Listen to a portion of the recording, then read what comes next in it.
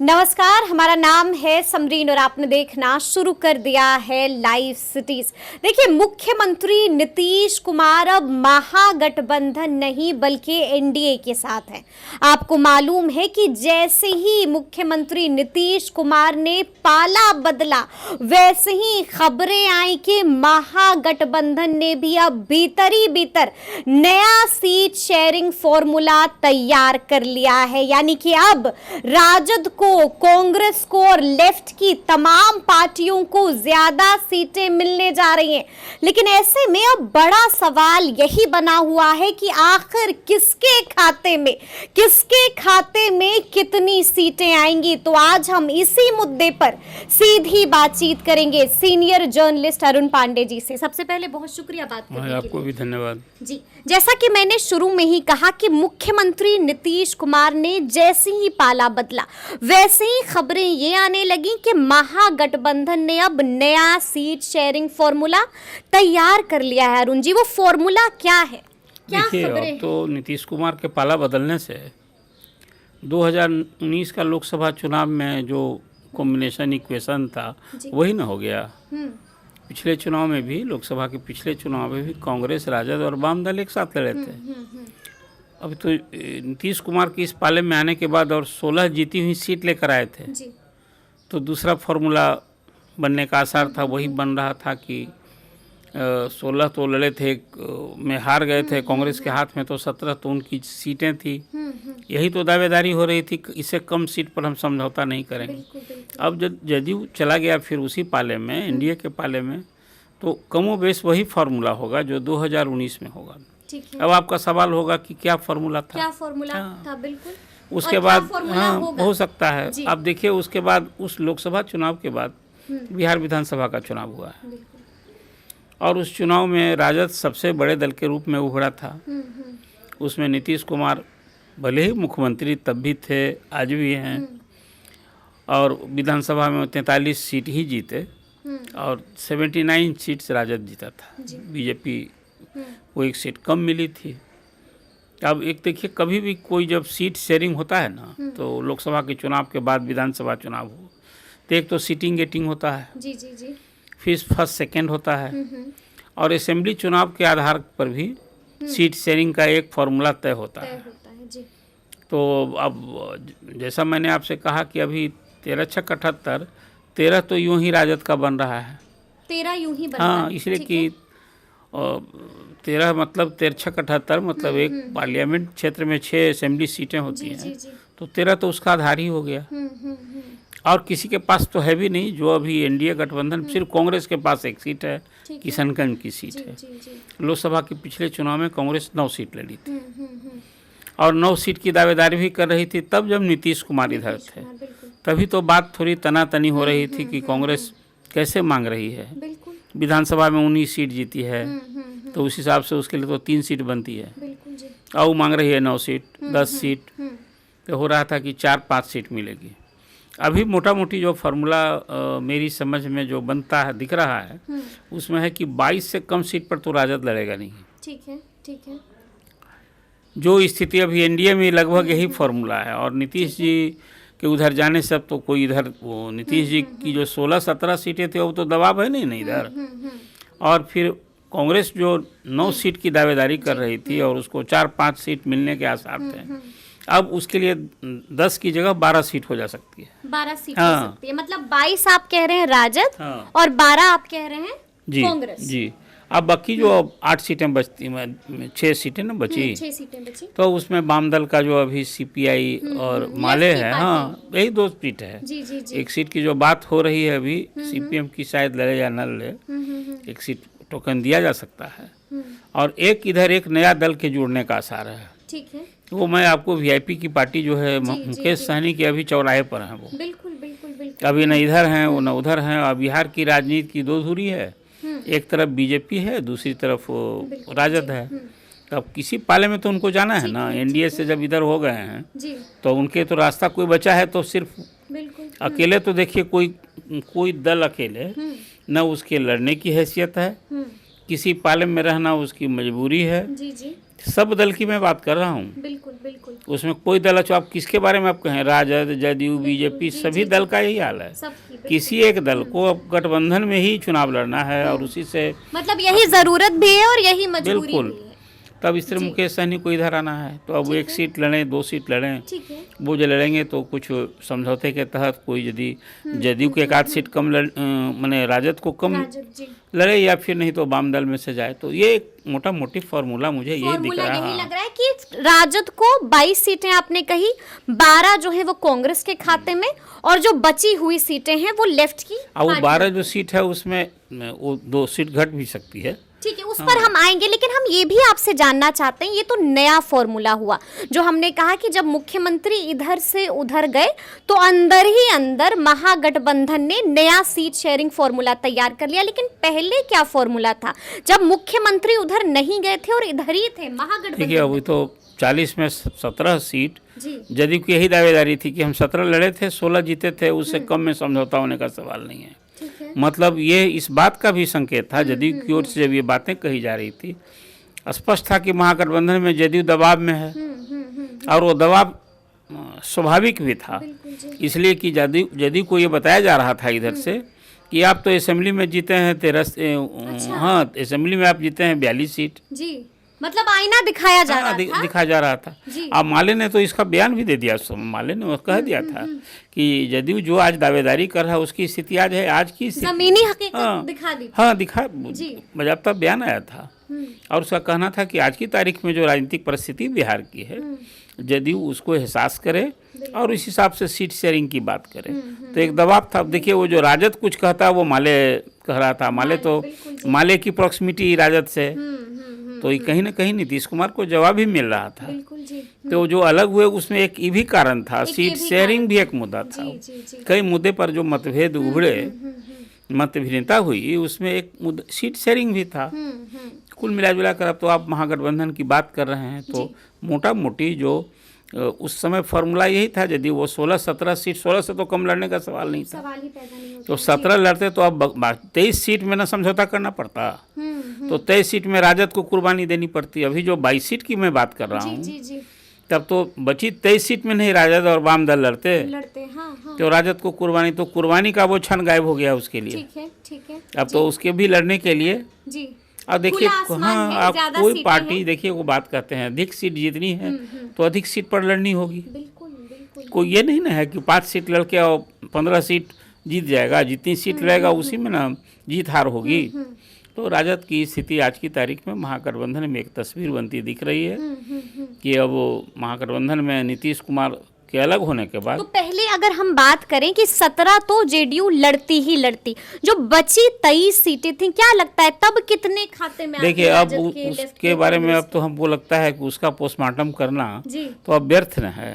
बिल्कुल इसलिए कि हाँ अब तो जब वो हैं नहीं तो उनकी हैसियत, उनको लेकर होने वाला झंझट, अब ये तो कोई मुझे नहीं लगता है कि इस पर जो आप ध्यान दे रहे हैं आगे इस महागठबंधन में क्या तस्वीर है, क्या इसका, अब तो लॉटरी लग गई है तमाम देखिए दलों की, अब तो ज्यादा सीटें मिल गई हैं, लड़ने का अवसर मिल गया है। लॉटरी तो जितने से ना मिलती लेकिन है, सीटें भी मिल हाँ, गई, जो चाहते तो थे वो वही कर हो रहे गया। हैं। तो अब एक बात है कि जैसे अब 12 सीट अभी कांग्रेस को मिल रही है, आपने देखा अभी राहुल गांधी बिहार दौरे पर आए और सीमांचल से उन्होंने शुरू किया, किशनगंज आए, पूर्णिया में सभा हुई, कटिहार आए, हाँ तेजस्वी तो यहाँ दिखे ना, औरंगाबाद सासाराम में साथ हुए और औरंगाबाद सासाराम होकर के फिर वो यूपी चले गए।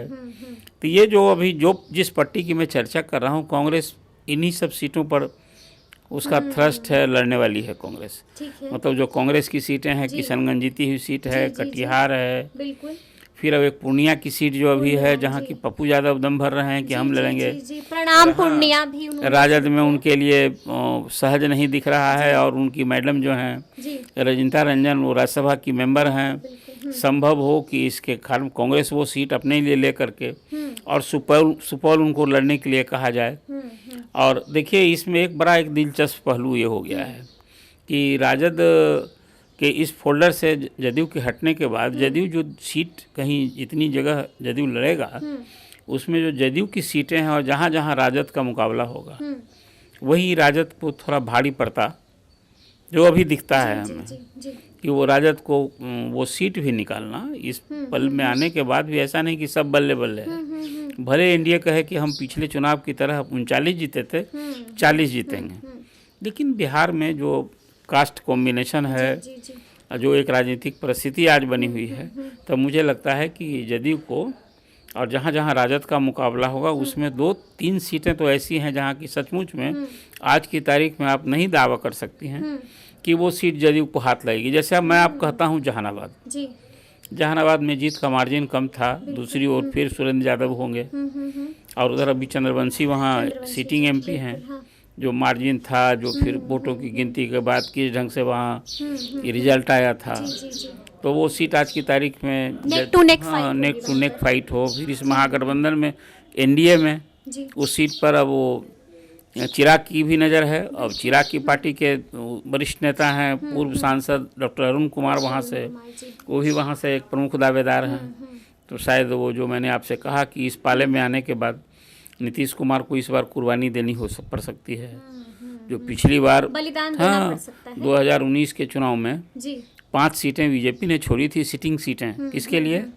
नीतीश कुमार के लिए। इस बार जो जितनी सीट बोल रहे थे या उनको भी 5 सीट कम से कम कुर्बानी देनी होगी। मतलब जो कुर्बानी बीजेपी ने 2019 में दिया था वही कुर्बानी अब नीतीश कुमार को बीजेपी और सहयोगियों के लिए जी, सहयोगियों। हाँ, इसलिए देखिए काराकाट जैसे है, अब उपेंद्र कुशवाहा यदि काराकाट लड़ते हैं तो सिटिंग सीट है महाबली सिंह की जी। फिर नहीं तो एक और सीट है वहाँ वाल्मीकि नगर, वो भी जदयू की सीट है।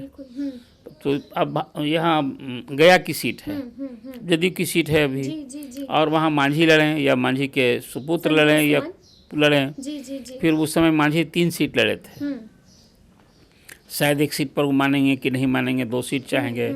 उनका भी जो पार्टी अभी चलाते हैं तो कास्ट कॉम्बिनेशन में एक भूमिहार को चाहेंगे, एक कुशवाहा। पिछली बार वही हुआ था, मांझी लड़े थे उस फोल्ड में, एक औरंगाबाद लड़े थे, गया लड़े थे और नालंदा लड़े थे। तो कुल मिला इसीलिए मैंने कहा कि अभी नीतीश कुमार को इस बार जो कम से कम रहना होगा बलिदान देने के लिए। अच्छा, हम आपसे ये भी जानना चाहते हैं कि बीते दिन दीपांकर भट्टाचार्य ने बड़ी बात कह दी। उन्होंने साफ साफ कह दिया कि हम चाहते थे कि हमारा कोई उम्मीदवार राज्यसभा जाए, लेकिन हमने बलिदान दे दिया है, लेकिन अब सीटों को लेकर हम कोई कॉम्प्रोमाइज नहीं करेंगे। यानी कि कहीं ऐसा तो देखने को नहीं ना मिल जाएगा अरुण जी के राजद और लेफ्ट आपस में ही भिड़ जाएगी? नहीं, देखिए लेफ्ट को भी अभी इस महागठबंधन में रहना उसकी मजबूरी और ज़रूरी है। यदि माले राजद के साथ विधानसभा चुनाव नहीं लड़ा होता तो न वो जो अभी मध्य बिहार में इधर जो सीटें मिली, 12 सीट माले को असेंबली में मिली थी, वो जीत नहीं मिलती। उसका लाभ राजद को भी मिला, इसलिए कि जो माले का जनाधार है, जो उसके कैडर हैं, जहाँ वो काम माले की राजनीतिक ज़मीन है, दोनों को लाभ मिला था। और आज की तारीख में ये बात सही है कि लालू प्रसाद माले के प्रति सॉफ्ट भी हैं, दीपांकर की एक अच्छी छवि भी है। और देखिए ना, जो बात है पता नहीं कब दीपांकर ने ये कहा, जो बात आप कह रही हैं मुझे नहीं पता। ये एक आसार था कि इस बार माले प्रेस कॉन्फ्रेंस कि एक बड़ा कद है उनका और माले के राष्ट्रीय महासचिव हैं। लोकसभा में तो उनका मेंबर रहा है, कि बिहार से राज्यसभा में तो कोई नहीं रहा है, कोई कभी चर्चाएं थी कि वो खुद ही जाएंगे। लेकिन अब वो कांग्रेस के अखिलेश प्रसाद सिंह ने बाजी मार ली, तो उसके बदले मुझे लगता है कि वो काउंसिल में इस बार माले को एक सीट मिलेगी उस महागठबंधन में। और जो कुणाल हैं अभी उनके माले के प्रदेश सचिव, शायद उनकी धर्मपत्नी, उसमें उनको जगह मिले। अभी फिलहाल यही, इसलिए उसका भी चुनाव तो अगले महीने होना है ना। 11 सीटों के लिए विधान परिषद में चुनाव होने जा रहा है, तो उसमें 21 वोट चाहिए। तो जो अभी 114 अभी है ना, इसके खाते में जो 112 है अभी, एक और घट गया, 111 है अभी। तो उससे हिसाब से आप समझिए कि 4 सीट नहीं 5 सीट, 110 है अभी, 110 तो अब है, तो हाँ ठीक है, तो 5 सीट उसको हो जाएगा। अच्छा, हम ये भी आपसे जानना चाहते हैं कि जैसा कि मैंने आपसे कहा कि दीपांकर भट्टाचार्य ने बड़ी बात कह दी है, यानी कि राजद को बड़ा मैसेज भी दे दिया है। कौन कौन सी वो सीटें हैं अरुण जी जिस पर लेफ्ट की भी नजर है और जिस पर राजद की भी नजर है, जहाँ पर पेच फंस सकता है? ये माले का है कि काराकाट, आरा, जहानाबाद, चर्चा है कि वो वाल्मीकि नगर भी चाहते हैं, देखिए लेफ्ट पार्टियां कहीं भी, खगड़िया। हाँ खगड़िया है, वो जी। यूं ही नहीं, लेफ्ट पार्टियां उन्हीं सीटों को आइडेंटिफाई करती है जी। जहां उसके संगठन होते हैं, जहां उनका गतिविधि होती है। कांग्रेस दूसरी पार्टियों की तरह नहीं है, या आप कहिए कि चाहे उपेंद्र कुशवाहा की पार्टी हो या मुकेश सहनी की, ये लोग सीट पहले लेते हैं तब कैंडिडेट खोजते हैं। जी। ये थोड़ा सा लेफ्ट पार्टी में थोड़ी भिन्न स्थिति है। जैसे बीजेपी का भी है, कैडर वाली पार्टी है ना, ठीक है। संगठन है उसका। तो बाकी जो पार्टियां हैं, जैसे राजद है, राजद का जनाधार है, मतलब मास सपोर्ट पार्टी है। संगठन गतिविधियां वैसी थोड़े रहती हैं। बिल्कुल। तो इस हिसाब से माले के कौन कौन सी ऐसी सीटें हैं जहां पर पेच फंस सकता है? 6 कुछ सीट है, जैसे अब वो जहानाबाद की सीट है, पेच फंस सकता हाँ जहानाबाद के, तो पेच फंसने का देखिए समझदारी से लोग तय कर लेंगे। जी। कोई इस बार बतासा के लिए मंदिर नहीं टूटने जा रहा है जी जी जी। कि कोई महागठबंधन है इसको लेकर। पिछली बार क्या हुआ था, मुकेश सहनी को वहाँ बात नहीं बनी तो तुरंत वो आ गए थे असेंबली। खंजर भोग दिया गया, ये सब तो बयान बोला था, था वो उन्होंने, खंजर, जी। वो जो भी बयान दें वो तो जी, उनका जी, अपना जी। कहने का है। अब बीजेपी के साथ हुए, फिर उनको सीट भी छोड़नी, मंत्री पद गंवाना पड़ा, वो क्या हो गया? कहा कि धोखा दे दिया। चलिए, तो यही सब कुछ कहने की बात। वो यूपी लेकिन में, मतलब आप ये कह रहे हैं यूपी में कि चुनाव लड़ने गए थे तो वो क्या हुआ था? जी जी, लेकिन आप ये कह रहे हैं कि 6 ऐसी सीटें हैं जिस पर माले दावेदारी ठोक रही है। हाँ, माले ने 6 सीट तो मांगी है माले। जहानाबाद हो गई, हाँ, जहानाबाद, काराकाट से बताया आपको काराकाट, ने, हाँ। जी। ये सारी सीटें हैं जो, लेकिन अभी चर्चा थी कि आरा और सिवान पर लालू जी ने हामी भर दी थी। अच्छा, हामी भर दी। हाँ, दोनों सी चर्चा थी। जी जी जी। अब फिर वो माले अपने जनाधार से, जैसे मैंने कहा कि जहानाबाद है, मध्य बिहार में तो माले का कभी रहा था ना, तो वो संगठन भी रहा तो है। मतलब इसको भी हम फाइनल माने कि सिवान में माले का ही कैंडिडेट होगा? देखिए, अभी तक तो स्थिति वही दिख रही है। हामी भर दिया लालू जी ने। पहले तो यही चर्चा थी जब वो नीतीश कुमार साथ थे तब, जी। और वो तो एक तरह से कहिए कि अभी तो सिटिंग कौन है वहाँ से सिवान में? कविता। हाँ, जदयू न है। जी। तो ये चर्चा थी कि वो सीट को शायद वहाँ कविता को इस बार न मिले और वहाँ माले लड़े, वहाँ ये चर्चा थी वहाँ। नहीं तो जेडीयू तो एनडीए के साथ है। हाँ हाँ, तो यही नहीं कहा। अब तो झंझट नीतीश जी के इधर आने के बाद अब कहाँ झंझट है वहाँ? झंझट ही नहीं है। अच्छा, ये भी एक सवाल जहन में उठ रहा है कि ऐसे कई सारे नेता हैं अरुण जी जो एनडीए में हैं और जो पार्टी से नाराज चल रहे हैं, और अब तो खुले में ही अपने लिए नेताओं ने बैटिंग भी शुरू कर दी है। खुद ही बोल रहे हैं कि हमको लोकसभा चुनाव लड़ना है। कौन कौन से वो जैसे नेता? कांग्रेस की सीट पहले 2-3 सीट कांग्रेस की यदि बढ़ती है, 9 से 12 होता है, जी। तो एक जहां सीट है काराकाट। हाँ। और काराकाट में डॉक्टर अजय कुमार सिंह जो एमएलसी हैं, तपेश्वर सिंह बिहार की कभी सहकारिता सम्राट की पहचान थी, उनके लड़के हैं, एमएलसी रहे हैं। पिछली बार भी वो ग्रेजुएट कंस्टिट्यूंसी से पूरी तैयारी कर चुके थे, लेकिन जगदानंद सिंह के लड़के को टिकट मिला तो उनको बैठ जाना पड़ा। इस बार काराकाट से वो चाहते हैं हम चुनाव लड़ें, तैयारी कर रहे हैं। दूसरी सीट दरभंगा, मधुबनी, झंझारपुर में कोई एक सीट कांग्रेस वहाँ चाहेगी लड़ना। ठीक है, ठीक। एक मुजफ्फरपुर की सीट है, पिछले दिन कभी अखिलेश गए थे वहाँ, तो विजय चौधरी कभी सरकार जब रहती तो वहाँ भी मंत्री चाहते थे। मतलब कांग्रेस की नजर इन सीटों हाँ, पर है, आप कह ये रहे हैं। कांग्रेस की सीट ठीक की है। नजर। लेकिन हम ये जानना आपने चाहेंगे पूछा कि जो अभी हाल में खेला हुआ, बिल्कुल। और उस खेला में जिस ढंग से 3 विधायक राजद के पाला बदल के उधर चले गए और 6 विधायकों ने अपनी मजबूत हाजिरी दिखाई विपक्ष के पक्ष में। मजबूत हाजिरी। हाँ, जी। सदन से गायब रहे तो विपक्ष के लिए मजबूत हाजिरी जी थी जी जी कि भाई उसके लिए उनकी सदस्यता भी गंवानी पड़ी। जी। ये करके भी गायब रहे। उसके बाद का झंझट आप देख रहे हैं, केस मुकदमा आर्थिक अपराध इकाई लग गई है। तो उसमें कई डॉक्टर नेता अपने लिए खुले में बैटिंग कर रहे हैं, कह रहे हैं कि डॉक्टर संजीव के बारे में, डॉक्टर संजीव के बारे में चर्चा थी कि बोलना चाहते हैं खगड़िया से। हाँ, उनकी चर्चा थी। अब मिश्री लाल यादव को तो धकेल दिए गए, आ गए उस पाले में, तो मिश्री लाल यादव भी वहाँ जिलाध्यक्ष रहे हैं, एमएलसी रहे हैं। अब उनको भी है कि वहाँ से हम दरभंगा से कहीं चुनाव लड़ें, एक वो भी दावेदार है। मंडल अभी बड़ी गोपाल मंडल चर्चा में रहते हैं, से चुनाव लड़ना चाहते हैं। बिना टिकट मिले वो टिकटार्थी नहीं, वो तो एक तरह से अनाउंस कर चुके हैं कि बस अब लड़ना खाली बाकी है। और वो बताया कि भाई हम तो अपना एमपी को समझा दिए हैं कि देखो अब तुम स्वास्थ्य ठीक नहीं है, तुम बैठ जाओ, कॉम्प्रोमाइज हो गया है। तो अभी उनका मूड अपनी जगह है, तो एक लगता है कि वो भी एक प्रमुख दावेदार हैं। अच्छा। तो लेकिन इधर जो महागठबंधन में अभी कुछ तो आखिर क्यों पाला बदले? तो जी। कोई लोभ प्रलोभ सहूलियत। मतलब आप ये कह रहे हैं कि एनडीए के ये कुछ नाम हैं, डॉक्टर संजीव हो गए, मिश्रीलाल यादव हो गए, गोपाल मंडल हो फिर वो गए, शालिनी जो मिश्रा की चर्चा थी। शालिनी मिश्रा, लेकिन अब तो वो वहां पर नहीं, अभी है ना। फिर कहे जी। तो जो मैंने मजबूत हाजिरी वाली बात की, हाँ। कि विपक्ष के लिए मजबूत हाजिरी न थी, भले ही फिर वो विश्वास मत में लोग हाजिर हो गए थे। नहीं, शालिनी मिश्रा तो पहले भी पहुंच गई थी, नहीं, समय से चर्चा पहुंच थी गई उनके बारे में भी ना, जी, कि वो लेकिन भी वो पहुंच गई थी, विजय ठीक है। चौधरी के यहाँ भी पहुंची, जो अभी देखिए 1 दर्जन से अधिक, उपेंद्र कुशवाहा खुद देखिए ना, लेकर आए। अब तो फिर कई लोग ना भी 1 दर्जन से अधिक एनडीए के एमएलए विपक्ष का के बहुत करीबी दिख रही थी, चर्चा थी। और उसमें बात के दिन में उस सब पर बहुत सर्विलांस पर था सबका फ़ोन। बिल्कुल, बिल्कुल। और जो आपसे उस चर्चा को मैंने कहा कि यदि नीतीश कुमार सत्ता में नहीं होते तो शायद संभलता नहीं। और भाजपा के लिए जो लोटस ऑपरेशन लोटस कहते हैं, आखिर अब बताइए ना कि विश्वास मत के पहले यहाँ केंद्रीय गृह राज्य मंत्री नित्यानंद राय क्या कर रहे थे? मांझी को समेट रहे थे। बिल्कुल, हमने देखा वो सारी चीजें देखी। तो क्या हम आपसे ये जानना चाहते हैं अरुण जी कि क्या अब हम ये समझें कि एनडीए के जो ये तमाम नाम आपने बताए, ये वैसे नेता हैं जो नाराज चल रहे हैं और अपने लिए बैटिंग भी शुरू कर दिए? तो क्या महागठबंधन ने भी इनके लिए प्लान तैयार कर लिया? इनके लिए इनकी सीटें रिजर्व रखी हुई हैं? हो सकता है चुनाव से पहले इधर से उधर आ जाए। नहीं, कुछ लोग तो स्वागत होता ही ना। देखिए हर चुनाव के पहले वीणा देवी भी नहीं, एक नाम है। वीणा देवी तो दोनों तरफ है ना। देखिए वो चिराग के यहाँ भी जा रही हैं, पारस के साथ तो वो रहे ही। उनके हस्बैंड हैं दिनेश सिंह एमएलसी हैं, उनका लालू जी से भी उतना ही समझदारी वाला संबंध है।